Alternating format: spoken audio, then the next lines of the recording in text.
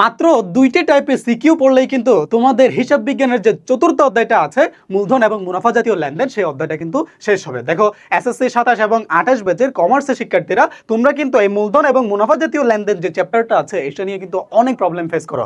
তোমরা বুঝতে পারো না যে আসলে কোনটা মূলধন জাতীয় লেনদেন, কোনটা মুনাফা জাতীয় লেনদেন, কোনটা মূলধন জাতীয় প্রাপ্তি প্রদান, এরপর হচ্ছে কোনটা মুনাফা জাতীয় প্রাপ্তি প্রদান, কোনটা ব্যয়, কোনটা আয়। এই বিষয়গুলো যে আসলে ছোটখাটো যে আসলে কনফিউশনগুলো আছে সেই কনফিউশনগুলো কিন্তু তোমরা অনেকেই ধরতে পারো না, তাই না?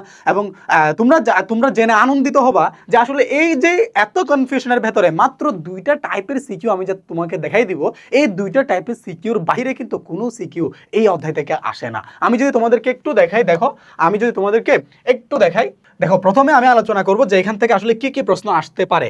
সেটা ক এর জন্য কি কি প্রশ্ন আসতে পারে, খ এর জন্য কি কি প্রশ্ন আসতে পারে, গ এর জন্য কি কি প্রশ্ন আসতে পারে। গত 5, 6, 7, 8, 10 বছরের প্রশ্ন অ্যানালাইসিস করে আমি দেখেছি ক এর জন্য এই প্রশ্নগুলোর বাহিরে এই অধ্যায়ে আর কোনো ধরনের প্রশ্ন আসতে আমি দেখি নাই। এরপরে দেখো খ এর জন্য এই প্রশ্নগুলোর বাহিরে আর কোনো প্রশ্ন আসতে কিন্তু আমি দেখি নাই। এরপরে খেয়াল করো গ এর জন্য এই প্রশ্নগুলোর বাহিরে আর কোনো প্রশ্ন আসতে কিন্তু আমি দেখি নাই। আমি যদি তোমাদেরকে একটু আবার প্রথম থেকে বলি, ক দেখো, একটু ক খেয়াল করো। এখানে খেয়াল করলে দেখবা যে আসলে দেখো মূলধন জাতীয় প্রাপ্তির পরিমাণ নির্ণয় করো, বিলম্বিত মুনাফা জাতীয় ব্যয়ের পরিমাণ নির্ণয় করো, মুনাফা জাতীয় আয়ের পরিমাণ নির্ণয় করো, মূলধন জাতীয় ব্যয়ের পরিমাণ নির্ণয় করো, মূলধন জাতীয় লেনদেনের মোট পরিমাণ নির্ণয় করো, বিষয় বিবরণীতে অন্তর্ভুক্ত হবে না এমন লেনদেনের পরিমাণ নির্ণয় করো, মূলধন জাতীয় প্রাপ্তির পরিমাণ নির্ণয় করো। দেখো তার মানে কি কতে এই ধরনের প্রশ্নই আসবে। এবং আমি যদি তোমাদেরকে একটু বলি যে আমরা জানি যে আমাদের লেনদেনটা কি হয়, এই লেনদেনটা দুই ধরনের হইতে পারে, তাই না? একটা হচ্ছে মূলধন জাতীয়, একটা কি জাতীয়? মূলধন জাতীয়, আর একটা হচ্ছে মুনাফা জাতীয়। এখন এই দুটার মধ্যে আবার দুই ক্যাটাগরির আছে, একটা হচ্ছে যে মূলধন জাতীয় আয় আর একটা হচ্ছে যে ব্যয়, তাই না? এখানে আবার কি আছে? প্রাপ্তি আছে।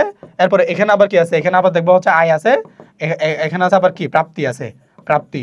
এরপরে এখানে আবার কি আছে? ব্যয় আছে, অথবা এখানে আবার আছে প্রদান, তাই না? তো তোমাদেরকে যদি একটু বলি যে দেখবা প্রত্যেকটা পার্ট, দুইটা পার্টে কিন্তু আবার দুইটা করে কি আছে? পার্ট আছে। ওই দুইটার মধ্যে আবার এখানে দুইটা আছে, এখানে দুইটা আছে। তার মানে তুমি যদি এই যে মূলধন জাতীয় প্রাপ্তি এবং মূলধন জাতীয় আয় তুমি কি জিনিস সেটা যদি তুমি জেনে যাও, মূলধন জাতীয় ব্যয় সেটা কি জিনিস তুমি যদি সেটা জেনে যাও, মুনাফা জাতীয় আয় কি জিনিস, মুনাফা জাতীয় প্রাপ্তি কি জিনিস সেটা যদি তুমি জেনে যাও, মুনাফা জাতীয় ব্যয় কি জিনিস, মুনাফা জাতীয় প্রদান কি জিনিস সেটা যদি তুমি জেনে যাও, তার মানে এখান থেকে ক এর মধ্যে যত ধরনের প্রশ্ন আসবে আসুক তুমি পেরে যাবা। আমি যদি আবার খ এর জন্য তোমাকে দেখাই, দেখো ভালো করে খেয়াল করো, মুনাফা জাতীয় আয় ব্যয় এবং মুনাফা জাতীয় প্রাপ্তি প্রদানের পরিমাণ নির্ণয় করো, মূলধন জাতীয় ব্যয় এবং মুনাফা জাতীয় ব্যয়ের পরিমাণ নির্ণয় করো, মুনাফা জাতীয় ব্যয়ের পরিমাণ নির্ণয় করো, মুনাফা জাতীয় আয় এবং ব্যয়ের পরিমাণ নির্ণয় করো, মোট মুনাফা জাতীয় ব্যয়ের পরিমাণ নির্ণয় করো, মূলধন জাতীয় ব্যয় কত, এরপর দেখো মুনাফা জাতীয় আয় এবং মুনাফা জাতীয় ব্যয়ের মোট পরিমাণ নির্ণয় করো, এরপর মুনাফা জাতীয় আয় এবং মুনাফা জাতীয় ব্যয়ের পার্থক্য নির্ণয় করো। দেখছো তার মানে কি বললাম? ওই যে একটু আগে যেটা বললাম তোমাকে, এই যে ছকটা তোমাকে আমি দেখাচ্ছি, এই ছকটা ভাইয়া দেখো লেনদেন, এই লেনদেনের দুইটা পার্ট হইতে পারে, একটা মূলধন জাতীয় লেনদেন, একটা মুনাফা জাতীয় লেনদেন। মূলধন জাতীয় লেনদেন আবার প্রাপ্তি এবং আয় হইতে পারে, মূলধন জাতীয় আবার ব্যয় হইতে পারে, মুনাফা জাতীয়ের মধ্যে আয় আবার প্রাপ্তি হইতে পারে, আবার মুনাফা জাতীয়ের মধ্যে আবার ব্যয় অথবা প্রদান হইতে পারে। তার মানে তুমি কি দেখতে পাচ্ছ, তুমি যদি মূলধন জাতীয় প্রাপ্তি এবং আয়, মূলধন জাতীয় ব্যয়, মুনাফা জাতীয় আয় প্রাপ্তি, মুনাফা জাতীয় ব্যয় প্রদান, এই যে কয়েকটা বিষয় নিয়ে যে তোমার কনসেপ্ট ক্লিয়ার ধারণা তোমার মাথার মধ্যে থাকে, তার মানে খতে যত ধরনের প্রশ্ন আসবে আসুক তুমি সেগুলোর অ্যান্সার দিতে পারবা। বুঝতে পারলাম? তার মানে কি দেখতে পেলাম আমরা দেখতে পাই যে এই প্রশ্নগুলোর বাইরে তাহলে কি হচ্ছে না, আর কোনো ধরনের প্রশ্ন আসতেছে না। তা আমি যদি এগুলো শিখে ফেলি তাহলে প্রশ্ন যেমন দিবে দেখ আমি তো পারবোই, তাই না? এখন খেয়াল করো, আমি যদি তোমাদেরকে আরেকটু দেখাই গ নাম্বার আসলে কি কি ধরনের প্রশ্ন আসতে পারে। দেখো মালিকানা সত্ত্বের পরিমাণ নির্ণয় করো। একটু মানে আমরা তো দ্বিতীয় অধ্যায় পড়েছি, দ্বিতীয় অধ্যায়, তৃতীয় অধ্যায়, চতুর্থ অধ্যায় এসেও আমাদেরকে কিন্তু কি করা লাগতেছে, এই যে মালিকানা সত্ত্বের পরিমাণটা নির্ণয় করা লাগতেছে। আমরা কিন্তু শিখেছি কোথায়? আমরা শিখেছিলাম এই যে এখানে দ্বিতীয় অধ্যায়ে। আমরা যে তোমাদেরকে বলেছে A=L+E, এই যে সূত্রের মধ্যে আমাদেরকে এই যে মালিকানা সূত্রটা নির্ণয় করতে হয়, এবং এই মালিকানা সূত্র নির্ণয়ের ক্ষেত্রে আমরা বলেছে C+R - E - D, এই যে একটা কি দিতে হবে, বর্ধিত রূপ, এটাই কিন্তু আমার মালিকানা সূত্র নির্ণয়ের সূত্র। আমরা যতগুলো মূলধনের সাথে আমরা কি করবো, আয় যোগ করবো, ব্যয়টা বাদ দিয়ে দিব, উত্তোলনটা বাদ দিয়ে দিব। এই সূত্রের মাধ্যমে কিন্তু আমার মালিকানা সূত্র নির্ণয় করতে হয়। এটা আমরা দ্বিতীয় অধ্যায়ে শিখেছি, তৃতীয় অধ্যায়েও শিখেছি, চতুর্থ অধ্যায়েও আমাদেরকে কি করা লাগতেছে, এই মালিকানা সূত্রের পরিমাণটা নির্ণয় করা লাগতেছে। এখন খেয়াল করো, মূলধন জাতীয় ব্যয়ের পরিমাণ নির্ণয় করো, মূলধন জাতীয় প্রাপ্তি এবং মুনাফা জাতীয় প্রাপ্তির মোট পরিমাণ নির্ণয় করো, মুনাফা জাতীয় আয়ের পরিমাণ নির্ণয় করো।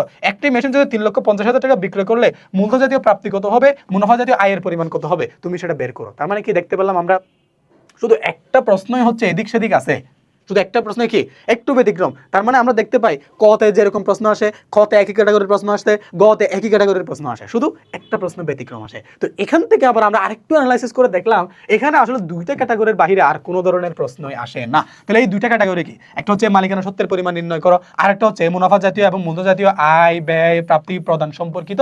এই যে তুমি চারটা কনসেপ্ট যদি ভালো করে জেনে যাও, কোনটা আয় কোনটা ব্যয় কোনটা প্রাপ্তি কোনটা প্রদান, কোনটা আয় কোনটা ব্যয় কোনটা প্রাপ্তি কোনটা প্রদান, কোনটা মুনাফা জাতীয় কোনটা মূল্য জাতীয়, তুমি যদি এই ক্লিয়ার কনসেপ্টটা যদি তুমি জেনে যাও, তাহলে কিন্তু তোমাদের কি হবে, তোমরা কিন্তু এখান থেকে যত ধরনের প্রশ্ন আসবে আসুক তুমি কিন্তু সেটা পেরে যাচ্ছ।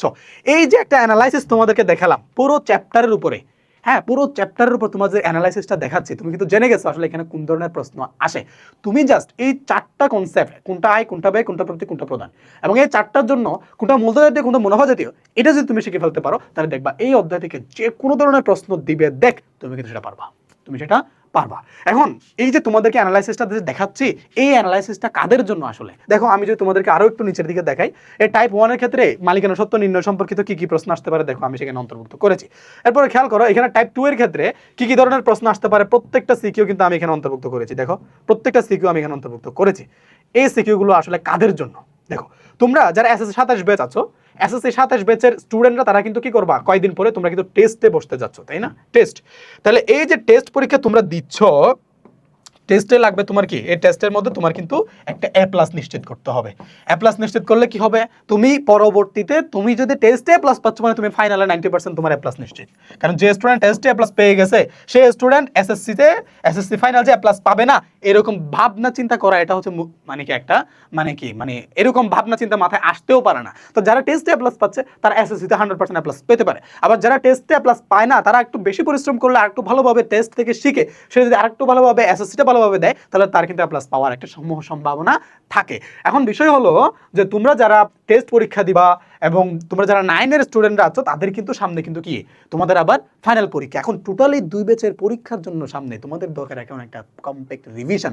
তোমরা যারা 9 এর স্টুডেন্ট আছে 1 বছর পড়েছো, তোমরা যারা এসএসসি 27 ব্যাচের আছো সামনে টেস্ট পরীক্ষা দিবা তারা 2 বছর পড়েছো। তাহলে এই 2 বছরের মধ্যে কি কি পড়লা না পড়লা তার পুরোটার উপর একটা রিভিশন দিতে হবে। এই রিভিশনের উপর ভিত্তি করে তোমার কিন্তু কি হবে, তোমার টেস্টে রেজাল্ট কেমন হবে না হবে সেটা কিন্তু ডিপেন্ড করবে। এখন বিষয় হলো তুমি চাইলেও প্রত্যেকটা অধ্যায়ের 50-60টা সিকিউ পড়তে পারবে না। তাহলে কি করতে হবে, 2-3টা সিকিউর মধ্যে সব সিকিউকে অন্তর্ভুক্ত করতে হবে। এই যে আমি যেভাবে তোমাকে দেখাচ্ছি এই দুইটা ক্যাটাগরিতে আমি কয়েকটা ম্যাথ, আমি কিন্তু আমাদের যে এফআরএমবি কোর্স এতক্ষণ ধরে তোমাকে যে এফআরএমবি কোর্সে আমাদের এই যে হচ্ছে যে যারা এফআরএমবি কোর্সে ভর্তি হইছে তাদেরকে কিন্তু আমি এভাবেই হচ্ছে যে কি পড়ানোর একটা প্রস্তুতি আমি নিয়েছি। কিভাবে, যে প্রত্যেকটা চ্যাপ্টারের যে সিকিউগুলো আছে টাইপ ভিত্তিক কনসাইজ ওয়েজে নিয়ে আসলাম। তাকে বললাম যে দেখো এই পিডিএফটা তোমাদেরকে দিয়ে দিব, যে তোমরা কি করবা, তখন আমি তোমাদেরকে কয়েকটা সিকিউ সেখান থেকে করাই দিব, একই টাইপের বাকিগুলো তোমরা নিজেরা প্র্যাকটিস করবা।